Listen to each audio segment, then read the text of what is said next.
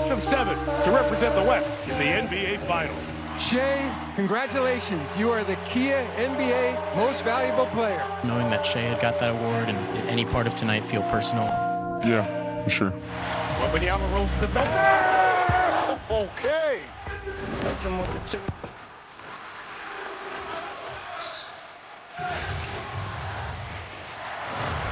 Five on 4. Wemby's going to pull a deep 3. Victor Wembanyama, are you kidding me? He's unbelievable, folks. He's unbelievable. He really was unbelievable in Game 1. Let's start on defense. He held the Thunder to 2 of 8 shooting as the contesting defender in Game 1, and he's held opponents to just 26% shooting as the contesting primary defender this postseason. And if that's not enough, right, he became the first Spurs player with multiple game-tying or go-ahead field goals in the final 30 seconds of the fourth quarter and overtime in a playoff game since your former teammate, Kawhi Leonard. That was in 2017. And not only did he have that shot heard around the world, that was the longest of his career, but it was also the longest made shot in overtime on the road against the Thunder since Steph Curry, the double bang. Here's Keldon Johnson on Wemby's impact. He sums it up well. Yeah, I mean, Vic's wrong each and every day. It's great to have him as a vocal leader. You know, his game will take care of itself on the basketball court. I feel like Vic is amazing, best player in the world. But I feel like his vocal leadership has been amazing for us as well. He tells us what he sees, the things that he like and don't like. I love that some of Victor's sentiment is, we can't get too high. We need just one game at a time. And his teammates are like, he's the best player in the world. Like, we're there, already there. But when you become the youngest player with 40 points and 20 rebounds in a playoff game, Perk, you earn that sort of praise. And we had a spirited conversation. Is your shirt good? Are we clean? Yeah, we're good. Okay, we're good. You lose weight over, you're getting slim. Right. We had a spirited conversation here yesterday, Perk, about how the Thunder should adjust to guarding Victor Wembanyama. Brian said he actually thought the Thunder did a pretty good job. What say you? A pretty good job at what? At what, Wendy? 9 of 19, 27 points in regulation. You can survive that. They didn't. They didn't. And let me keep it a buck. It's time for Chet Holmgren. Take that graphic down. Look at that points per play. Why are you ignoring that? Take that graphic down. Don't take it down. Leave it up. Yeah, because in the crucial Poor times, Tarsi, we appreciate your efforts. In crucial times, guess what? When they had Caruso and J-Dub on them, guess what Wemby did? Offensive rebound, putback. And I agree. My thing is, we know that it's been beef there between Chet and Wemby. Only problem is one guy ready to make hamburgers and the other guy's ready to serve the plates. Right now, when are you going to come with it, Chet?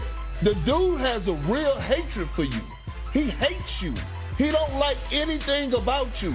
You know this. You're 7-1. This is at your crib, dog. There's no excuses. I don't want to see Alex Caruso. I don't want to see J-Dub. I don't want to see Luke Doris. I don't want to see none of that. I want to see Chet Holmgren take it personal. Because when I used to play with Paul Pierce and we was matching up with LeBron James, he used to tell Tony Allen to move out the way. I got him. He gonna have to bust my head to the white meat. I watched Paul Pierce tell Tony Allen in the NBA Finals, move out the way. I got cold. KG tried to fight me at one point to guard Paul Gasol.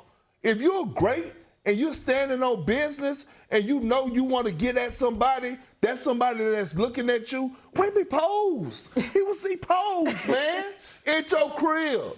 Unacceptable, dog. This is all on Chet. This got to come from within him. So that you're talking like a player, and I respect it. From a strategy standpoint, having Chet as the backup help defender might be the better way to go. It might be the better way to go. Because Wemby's too good. You're not going to be able to handle him one-on-one.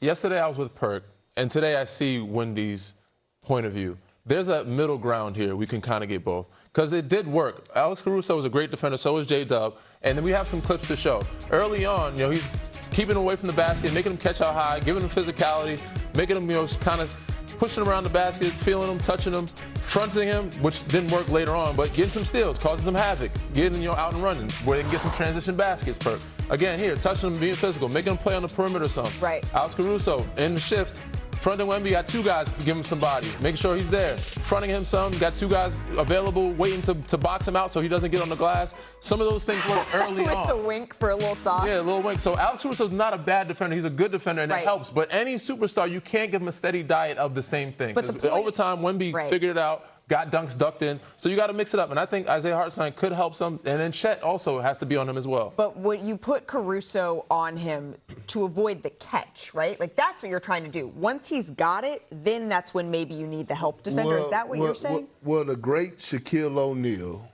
said at one point, yeah, you could bang with me in the first quarter. You could bang with me in the second quarter.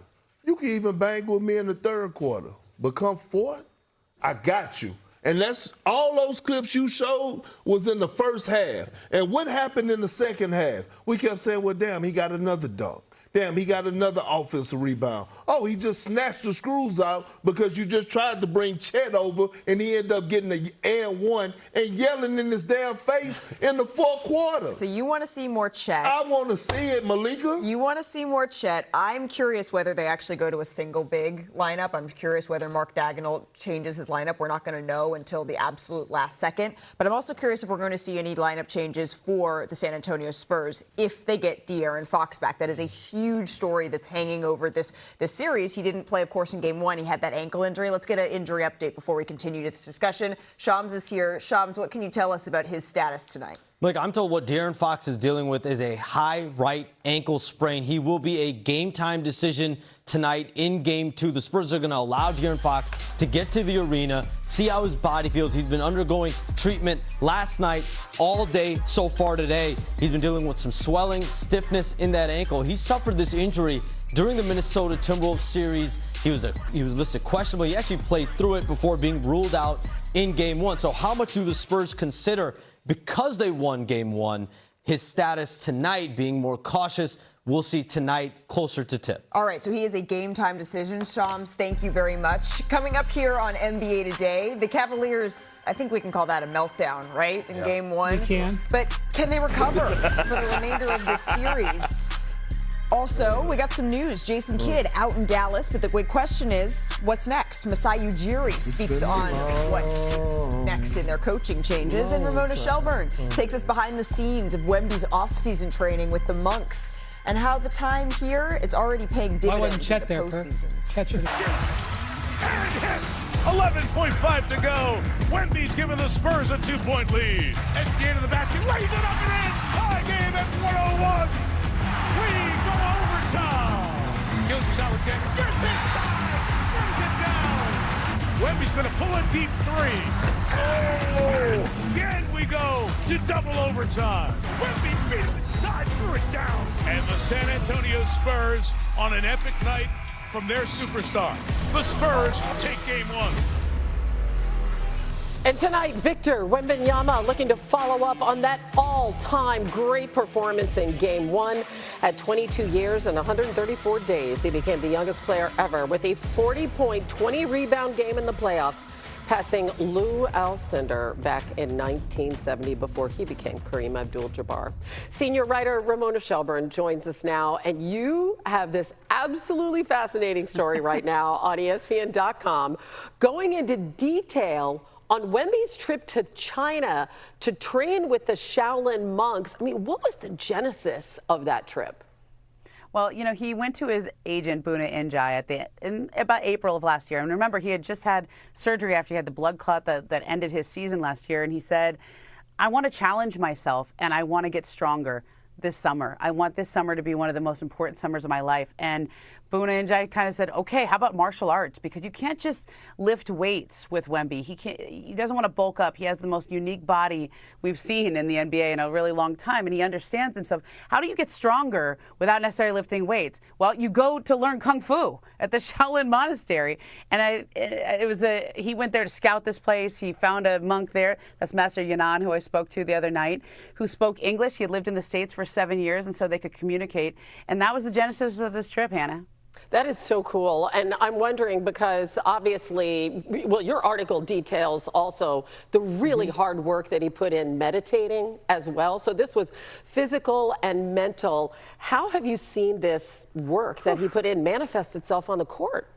Yeah, imagine being 7'4", sitting cross-legged for 90 minutes and not being able to move. That's not easy. Silently in darkness. I think it's the mental fortitude. You know, we actually spoke to Master Yanan on WeChat on Monday night, and we were texting throughout the game afterwards. And I said, "Are you watching him?" And he goes, "I can just see it in his eyes." And one of the things that they had worked on while he was there was to have courage. There's this nighttime hike that he took him on, where you're climbing these stairs, 1,500 stairs. Now he'd done that during the day, but none of these stairs are even. They're not uniform. You could absolutely fall. You can't see anything. But he wanted him to have courage, and he wanted him to learn to rely on his awareness and his senses. And Victor didn't say anything. He just did it.